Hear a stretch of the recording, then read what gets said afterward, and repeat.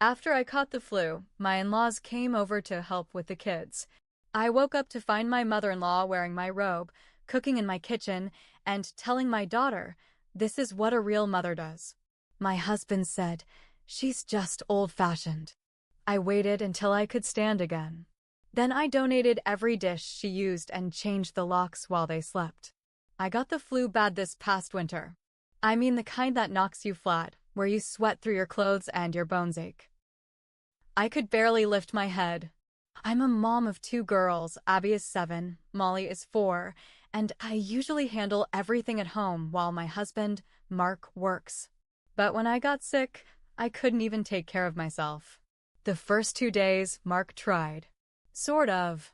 He made frozen waffles for the girls, put on cartoons, brought me Tylenol when I asked.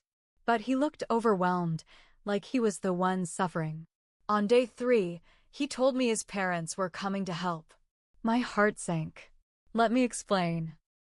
His mom, Barbara, doesn't help. She invades.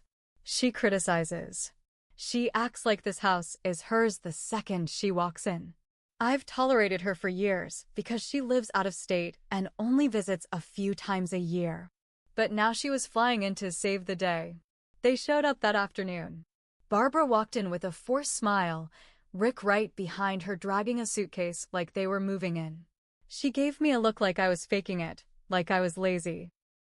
"Poor thing," she said as she peered into my bedroom. "Don't worry, we'll take care of everything."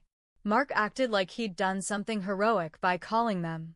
I barely slept that night. I heard her opening cabinets, moving things around, even clanking my pans together like she was trying to wake the dead. My fever was 102. I couldn't get up, so I just lay there and listened to her take over. The next morning, I got up around 6 a.m. I was drenched in sweat. I needed water. I shuffled to the kitchen in socks and an old shirt. That's when I saw it. Barbara. In my robe. The one my kids gave me for Mother's Day 2 years ago.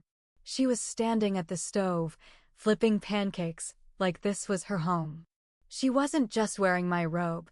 She had her hair wrapped in my towel, too. My daughter Abby was sitting at the counter, and Barbara leaned over and said, "See, sweetie? This is what a real mother does." I stopped breathing. I stood there in the hallway, my hand gripping the wall because I was still too weak to stand straight. And I just watched her erase me from my own life.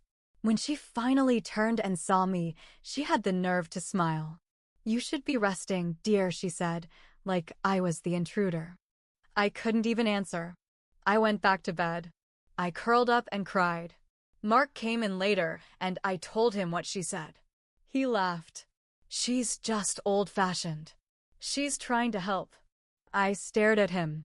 She wore my robe. "She told Abby she's a real mom." "She didn't mean it like that," he said, like that made it okay. "You're sick. You're reading into everything." I didn't argue. I knew it wouldn't matter. Mark always defends her. Always. So I went quiet. I spent the next 2 days in silence, getting stronger.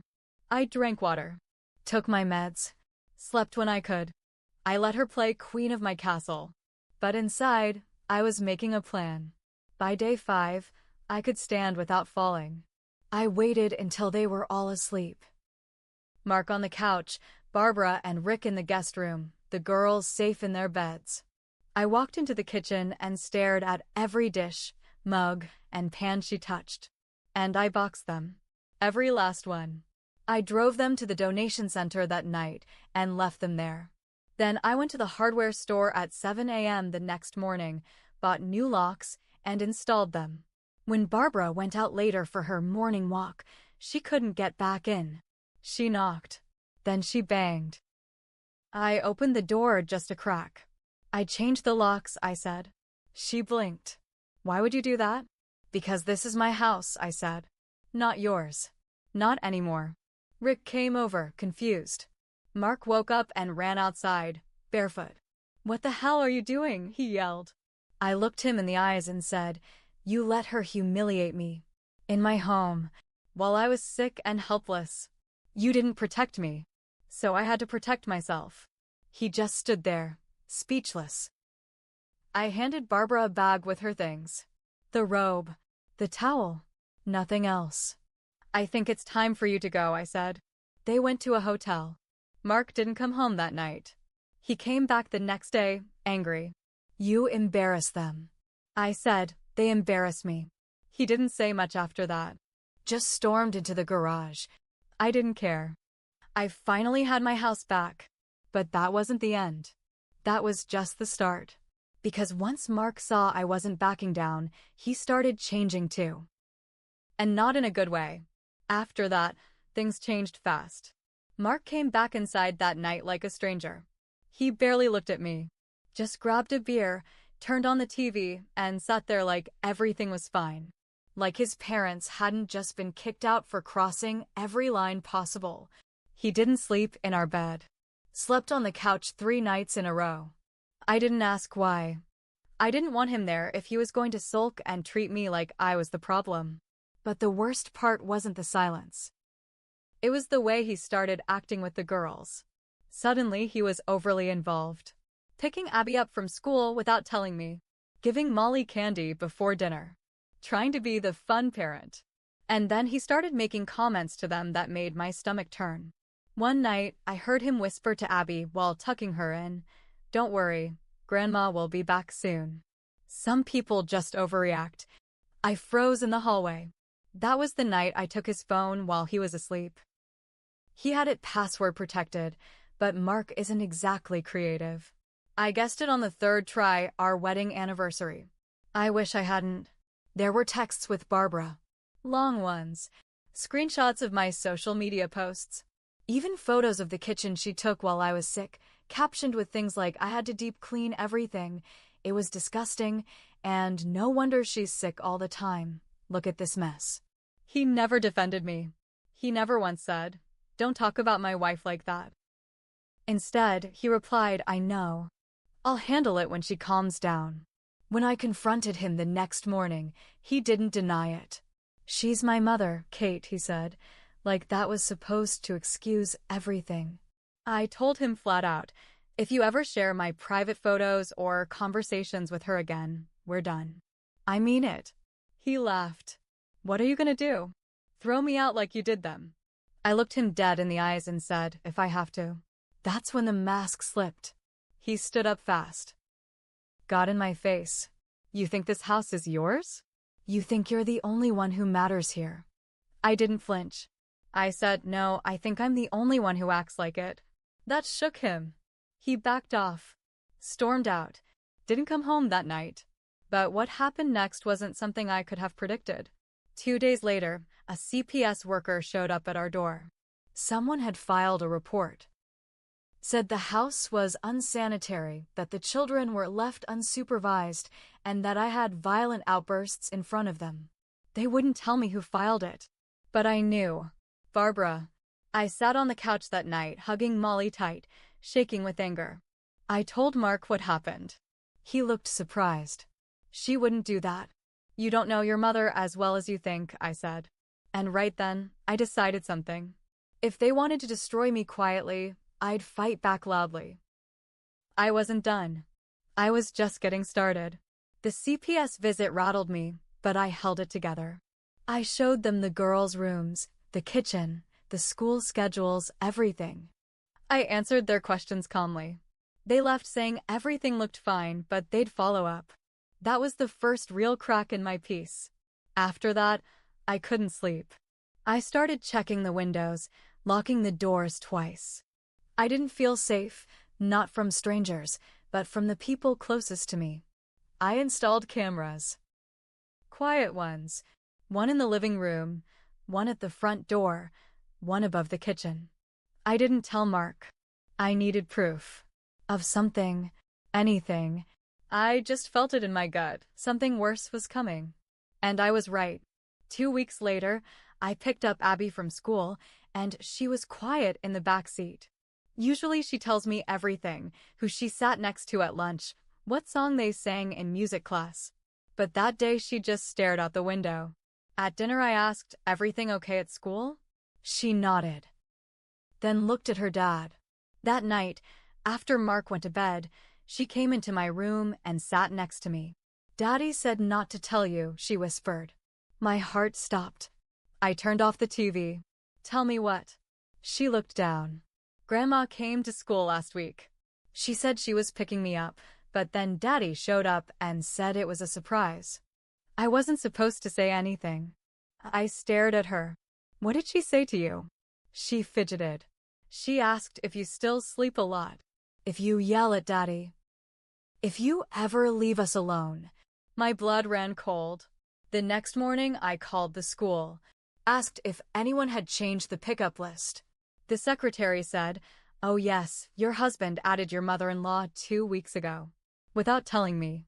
I drove straight to the lawyer's office. It wasn't just a consult anymore. I was filing. I asked about custody, about protecting the kids, about getting the house. But the lawyer asked me one thing I hadn't thought of yet. "Do you have proof of her manipulation?" That's when I remembered the cameras. That night, I went through the footage. It was days and days of boring home life, until I found it. A clip from a few nights earlier. Barbara had come in while I was asleep. Mark let her in through the garage. She went into the kitchen, opened drawers, took pictures. Then she walked into the living room where the kids were watching a movie and said, "Don't worry. Grandma's working on fixing things."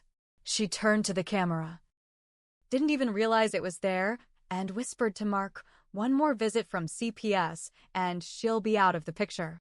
Mark nodded. I stared at the screen for a long time. Then I downloaded every video clip, every screenshot, every text message he'd sent her. I wasn't going to play defense anymore. I was going to burn the whole thing down. I met with my lawyer the next day and showed her everything, every video, every screenshot, every piece of it. She didn't say much, just nodded and started writing. "Do you want to fight for full custody?" she asked. "Yes," I said. "Do you want to stay in the house?" "Yes." "And do you want to file a restraining order against your mother-in-law?" "Absolutely." It all moved fast after that. Once the court saw the footage, Barbara creeping in at night, whispering about one more CPS visit, Mark standing by, they didn't need much convincing. We filed for an emergency protective order and full custody based on manipulation and emotional harm to the children. Mark was served the papers while I was at home, playing with the girls in the yard. He pulled into the driveway, pale, holding the envelope in both hands. I watched from the swing set. He didn't speak, just sat on the front steps with his head down. I walked over. "I told you I'd protect them." He looked up at me, and for the first time in a long time, he didn't look angry. He looked scared. "Are you going to ruin my life?" he asked. I crouched down so we were eye level. "No," I said. "You did that all on your own." The court granted everything.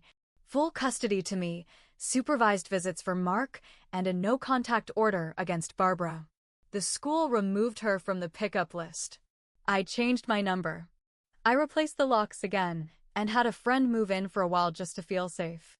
Mark moved into a one-bedroom apartment 2 towns over.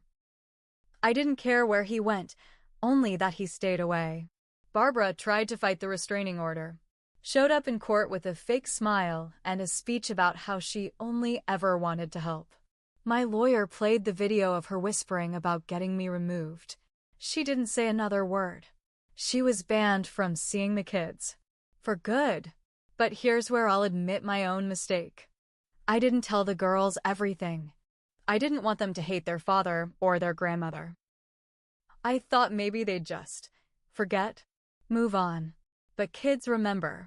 One night, 6 months later, Abby asked, "Why doesn't Daddy live here anymore?" I told her the truth. That he made some bad choices. That he didn't keep us safe. She nodded slowly. "Did you?" That hit hard. Because the truth was, I hadn't kept them safe at first either. I let things slide. I stayed quiet. I let Barbara take over. I thought I was being patient, but I was just afraid to speak up. I held Abby's hand and said no. I didn't. But I'm trying now. And I am. Our home is quiet now. Not perfect. Not always happy. But it's ours again. The girls laugh without looking over their shoulder. I cook in my own kitchen, wear my own robe, sleep through the night. Sometimes at night, I sit in the living room and remember the sound of Barbara banging on the locked door. The look on Mark's face when he realized I wasn't afraid anymore. And I smile, because no one will ever erase me from my life again. Not without a fight.